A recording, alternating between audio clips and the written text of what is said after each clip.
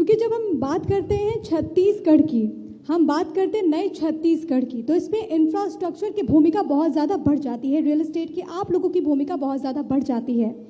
आप कैसे देखते हैं कि छत्तीसगढ़ में इन वर्षों में क्या परिवर्तन आया है, और न्यू छत्तीसगढ़ जो कॉन्सेप्ट है इसमें इंफ्रास्ट्रक्चर में छत्तीसगढ़ को और क्या कुछ उम्मीदें हैं, किस चीज़ की ज़रूरत है?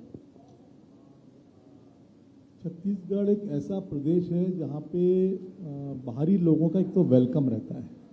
तो जब बाहरी लोग आते हैं, यहाँ का जो कल्चर है वो बड़ा मतलब लोग मिलनसार लोग हैं, और छत्तीसगढ़ की जो भौगोलिक स्थिति की वजह से यहाँ का इंफ्रास्ट्रक्चर, जो रेलवे स्टेशन देखें, एयरपोर्ट देखें, ये सारी चीज़ें होने की वजह से छत्तीसगढ़ पूरे हिंदुस्तान में एक महत्वपूर्ण स्थान रखता है। छत्तीसगढ़ की जो लोकेशन है, इंफ्रास्ट्रक्चर की बात करें तो पुराने समय में जितनी भी गवर्नमेंट रही सबने अच्छा काम किया, लेकिन मुझे ऐसा लगता है कि जो चीज़ें हुई हैं, हर चीज़ है, लेकिन इसको और अच्छा ऑर्गेनाइज अगर करेंगे तो इसका फ़ायदा छत्तीसगढ़ को, छत्तीसगढ़ की जनता को, और छत्तीसगढ़ की जो इंफ्रास्ट्रक्चर डेवलपमेंट होगा उसका फ़ायदा पूरे हिंदुस्तान को मिलेगा, क्योंकि इसकी लोकेशन इतनी इम्पॉर्टेंट है। यहाँ पे स्टील है, यहाँ पर सीमेंट है, यहाँ पर वर्कर हैं काम करने वाले, तो इंफ्रास्ट्रक्चर के साथ साथ अगर ये सब चीज़ें पहले से हैं तो उसका लाभ बहुत ज़्यादा मिलेगा।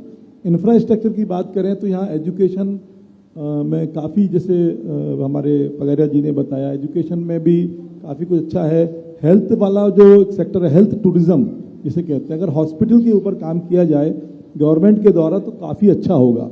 दूसरा मैं बोलूँगा कि यहाँ पर जो डेवलपमेंट हुए बीच में गवर्नमेंट स्टेट बनने के पहले, उसमें कुछ चीज़ें अनऑर्गेनाइज हुई हैं। यदि उसको हम रीडेवलपमेंट में लेके जाएं, जो आज पूरे हिंदुस्तान की बेसिक ज़रूरत है, उसको अगर छत्तीसगढ़ सबसे पहले उस चीज़ को अपने हाथ में लेता है, उसका लीडर बन के आता है, तो उसका फ़ायदा ये मिलेगा कि जो हमारे पास पुरानी लैंड है, जो अनऑर्गेनाइज्ड है, रेलवे स्टेशन है, उसके आसपास का इलाका ऐसा है जो डेवलप नहीं हुआ, अपने आप डेवलप होता चला गया।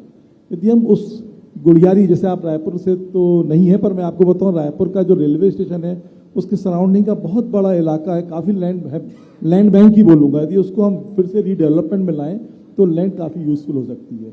उसी तरह से एजुकेशन, मेडिकल, मैंने वर्ल्ड के लगभग 30-35 कंट्री को मैंने विजिट किया, मैंने यूएस को भी देखा, मैंने यूएस में देखा, उन्होंने जो प्लानिंग की, जो स्ट्रेटजी की, कोई भी चीज़ अपने आप नहीं हुई, उसको पूरा प्लानिंग किया गया, फोकस किया गया, और उसका लोगों ने उसका पालन किया। आज वहाँ जो यूनिवर्सिटी बनी है उनका अपना इम्पोर्टेंस है, वो पूरे वर्ल्ड में स्थान इसलिए रखती है कि वहाँ पे स्टूडेंट पढ़ने जाते हैं तो दे फील कंफर्टेबल, उनको रहने के लिए, उनको वहाँ पहुँचने के लिए, वहाँ यूनिवर्सिटी के नज़दीक एयरपोर्ट है। तो छत्तीसगढ़ भी एक इतना इम्पॉर्टेंट लोकेशन, यदि इस चीज़ का ध्यान रखा जाए तो छत्तीसगढ़ का फ्यूचर बहुत अच्छा होगा। और यहाँ पर जो बिल्डर्स काम कर रहे हैं, नेशनल लेवल के आर्किटेक्ट्स काम कर रहे हैं, तो जो बिल्डिंगें बनेंगी वो भी यहाँ पे छत्तीसगढ़ के लिए और पूरे हिंदुस्तान के लिए यूजफुल रहेंगी। बेशक मैं रायपुर से नहीं हूँ, लेकिन पत्रकारिता के दौरान छत्तीसगढ़ को बहुत बेहतर तरीके से जानने का मुझे मौका मिला, और मैंने भी महसूस किया है कि बहुत सारी चीज़ें बदली, और जैसा आप कह रहे हैं कि छत्तीसगढ़ तमाम लोगों का स्वागत करता है, वेलकम करता है। राकेश जी, मैं आपके पास आना चाहूँगी। जब हम बात करते हैं न केवल छत्तीसगढ़ की बल्कि संपूर्ण राष्ट्र की, जब हम बात करते हैं, देश की बात करते हैं, तो एक कॉन्सेप्ट ये भी है, लोगों के मन में ये भी ख्याल होता है कि हमारे यहाँ जो कंस्ट्रक्शन का काम है वो बहुत स्लो है। इसी वजह से कई मरतबा ऐसी सिचुएशन आती है कि लोगों को घर नहीं मिल पाता बहुत जल्दी, लोग सालों दर भटकते रहते हैं, इंतज़ार करते हैं। इसकी मूल रूप से वजह आप क्या मानते हैं, क्योंकि आप भी इसी कारोबार में हैं, और इसको बदलने के लिए क्या कदम की आप उम्मीद कर रहे हैं? बहुत अच्छा क्वेश्चन किया आपने। ये बहुत आसान काम है। कोई भी काम कठिन तब होता है जब हम उसको नेग्लेक्ट करते हैं। मैं 30 साल से रियल इस्टेट में हूँ, मुझे नहीं लगता ये कोई समस्या है। इसका बड़ा आसान निदान है अगर हम पॉलिसी बनाएं, और इस रियल एस्टेट सेक्टर को अच्छा करने, बेहतर करने के लिए गवर्नमेंट ने एक रेरा एक्ट लेके आया जो बिल्डरों का और कस्टमर का भी हितों का ख्याल रखता है। और जब कंस्ट्रक्शन एक्टिविटी की बात आती है तो बहुत सारे फैक्टर हैं जिसकी वजह से हम कंस्ट्रक्शन को फील्ड लेट होता है। बिल्डर चाहता है हम सही समय से काम करें, लेकिन जो कस्टमर है वो टाइम से पैसे नहीं देते, उसकी वजह से फ़र्क पड़ता है। जो बिल्डर काम करना चाहता है, कभी कभी वर्कर, लेबर या कॉन्ट्रैक्टर ऐसे नहीं मिल पाते जो टाइमली कंप्लीट करें। बिल्डिंग मटेरियल भी कई बार साइट पर नहीं पहुंच पाता। तो ये चीज़ें हैं, अगर बिल्डर अपने मैनेजमेंट को बेहतर करे तो ये राइट टाइम और बिफोर टाइम हो सकेगा। और एक बहुत बड़ी आसी है कि हमारे जो प्रोजेक्ट है टाइम से जब पैसे नहीं आते, रियल एस्टेट में कंस्ट्रक्शन के लिए अब गवर्नमेंट ने बेहतर कदम उठाए हैं। यदि हम पिछले 20 साल 10 साल की बात करें तो पहले ऐसे कदम नहीं उठाए थे, जिसकी वजह से प्रोजेक्ट कंप्लीट होने में आसानी हो।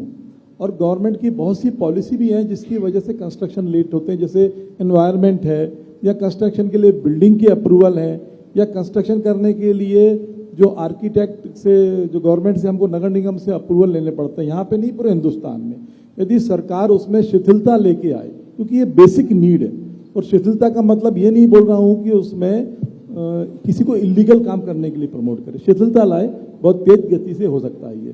तो ये कोई बहुत बड़ी समस्या नहीं है, उसे बहुत आसानी से ऑर्गेनाइज किया जा सकता है। बिल्कुल, पॉलिसी इसके लिए लाने की जरूरत है। बहुत धन्यवाद सर आप तीनों का हमारे साथ जुड़ने के लिए, और बहुत महत्वपूर्ण विषय पर आपने भारत 24 से बातचीत की है, जिसका हम भी जिक्र लगातार करते हैं। छत्तीसगढ़िया सबले बढ़िया, और छत्तीसगढ़ के लोग आप जैसे हो तो प्रदेश का विकास तो होना ही होना है। जोरदार तालियां। बहुत बहुत धन्यवाद आप तीनों का हमारे साथ जुड़ने के लिए, बहुत शुक्रिया।